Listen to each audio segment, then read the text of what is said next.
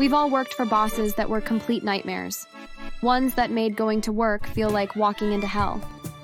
Well, I have a story for you about how I had a boss that did that for me and how I got revenge on them, though. For starters, my name is Wendy, and growing up, I always dreamed of working in a fancy office and eventually working my way up the corporate ladder until I had a corner office on a floor near the top of the building. There was something just captivating about wearing fancy clothes and sitting behind a massive wooden desk that made me feel powerful.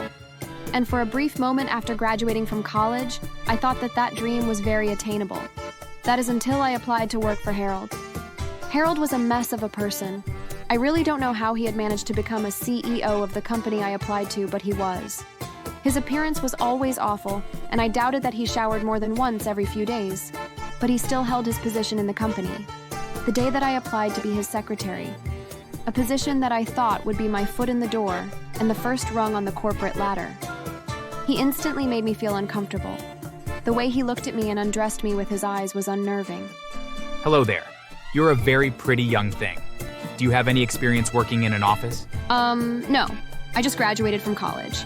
But I'm very eager to learn, and I'm motivated to do my best because working for a company like this one has always been my dream. Your dream, huh? Well, no experience is okay. I'll teach you everything you need to know. I have lots to offer you, and I'm sure you have lots to offer me too.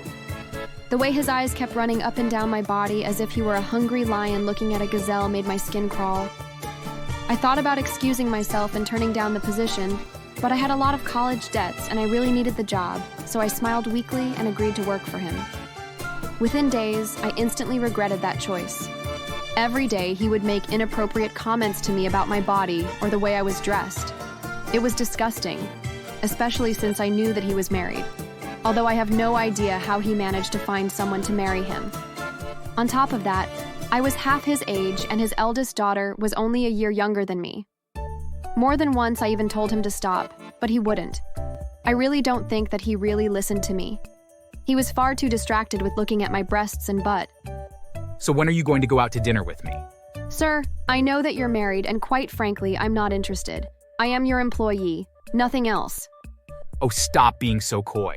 We both know that you want me badly. We could always lock the door to my office and just get freaky right here, right now. Stop it. I am not interested. Listen, I need this job, but if you don't stop, then I'll be forced to slap you silly. Oh, you're such a delicious tease. I can't wait to run my hands up your naked body. It didn't matter how many times I turned him down. More than once, I even did slap him across the face when he was bold enough to pinch my butt or move to hug me, but he would just wink and smile and think that I was playing hard to get.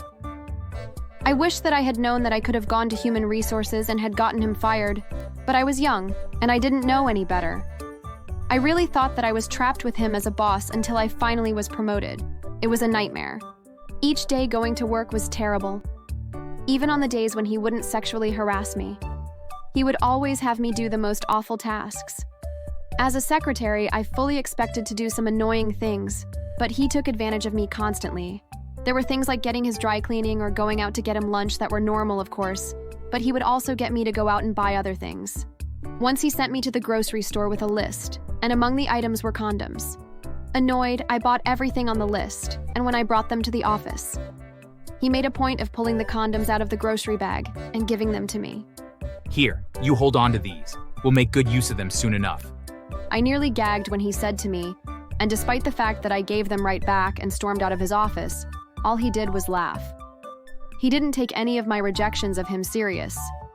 More than once I was tempted to call his wife and tell her, although I had no idea if she would believe me or if it would even make him stop.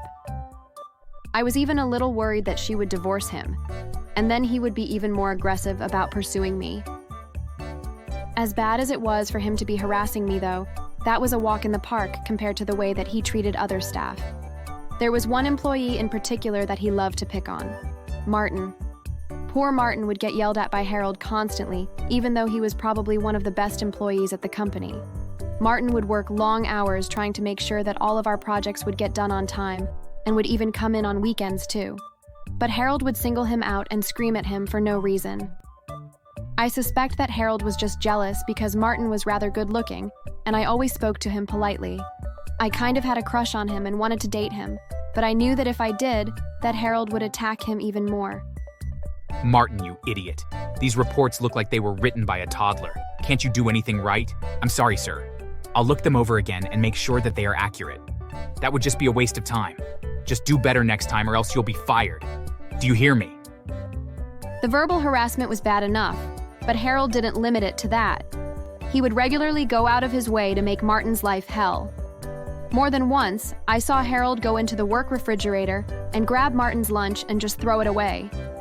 He thought it was the funniest thing to do in the world. There were even a few times that while yelling at Martin that Harold threw his coffee at him, scalding poor Martin. I really thought that I was doomed to work for Harold for the rest of my life. That, or I would have enough and quit, and then be forced to live on the street. But Martin came to my rescue. One night I was working late. I often did because it was easier to actually get work done after Harold had gone home for the day. He would often try to get me to go out for drinks with him, but I always told him to leave me alone. Of course, he would laugh it off and promise to ask me again the next day. The man was truly clueless. At any rate, one day as I was working at my desk, Martin came over. We were alone in the office, and I was curious about what he wanted. Hey there, Wendy. Listen, I have a really big favor I need to ask of you. Oh, hey, Martin. Sure. What do you need? Can I use your computer for a few minutes?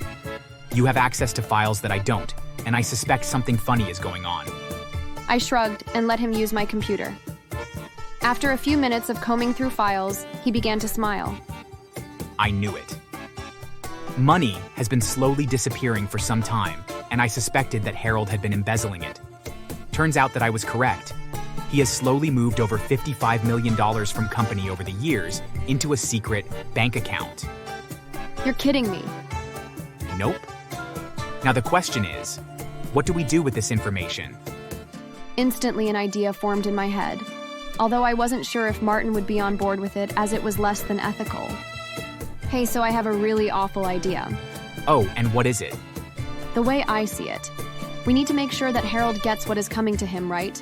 But even after he is gone, the company isn't going to magically make whoever takes over for him any better.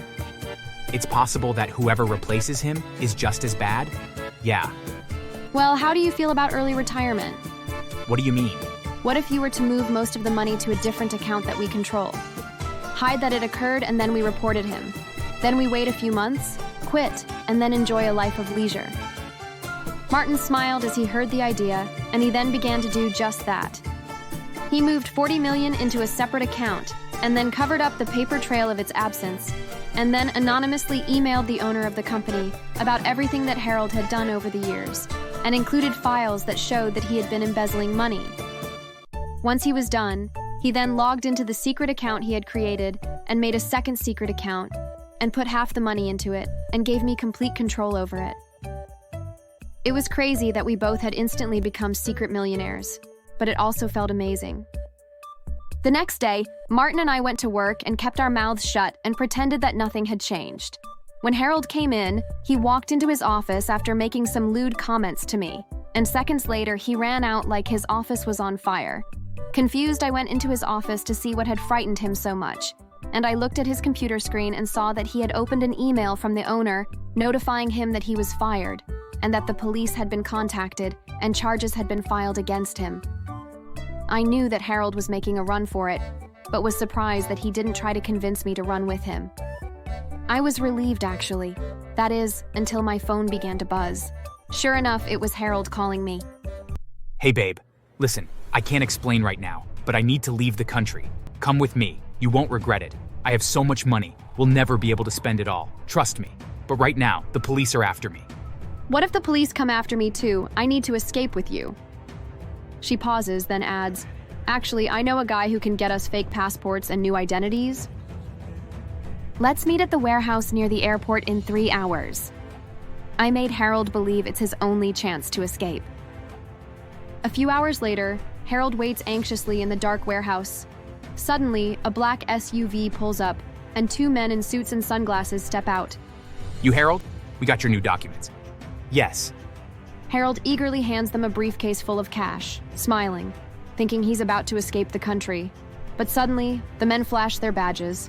They're undercover cops. Harold, you're under arrest. Harold turns to run, but I step out from behind the car, holding up my phone. Oh, and by the way, I just live-streamed this entire deal. The whole internet knows you're a criminal now. Harold's face goes pale as police sirens scream in the background. More officers arrive, tackling him to the ground and arresting him on the spot.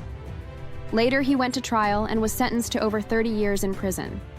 Amazingly, he never let slip that a large chunk of the money that he had stolen had gone missing, and both the company and the police assumed that he had spent it on frivolous things over the years. As if adding insult to injury, his wife divorced him as soon as she found out what he had done, and she was able to completely get all of his money and assets as well as custody of their children. Harold was left with next to nothing, and being a small man in prison meant that he would not have an easy time there. As for Martin and I, well, we waited a few months and then quit our jobs saying that we were moving on to other companies. However, we made plans to fly down to the Caribbean. While there, we moved our money to accounts that we could more easily access, and we began to live our lives. We knew that although we each had $20 million, that we would probably still need to work, or at least have something to do, so we bought a resort on an island and invested a small portion of our ill-gotten money into it. It would provide a continuous stream of income, and we would get to live the life of luxury as well. One fateful evening, we heard a knock on our door. To our shock, it was an investigator, accompanied by a former colleague. They wanted us to answer some questions, but we knew we couldn't let that happen. We had no choice but to bribe them to close the case. After a while of owning the resort together, Martin and I began to see each other as more than just business partners. We fell in love, and soon after, we were married. Since then, we've lived happily in our own little tropical paradise. Living carefree on an island was never my childhood dream, but it has truly become heaven on earth for me. And I have Harold to thank for it. Thanks for watching.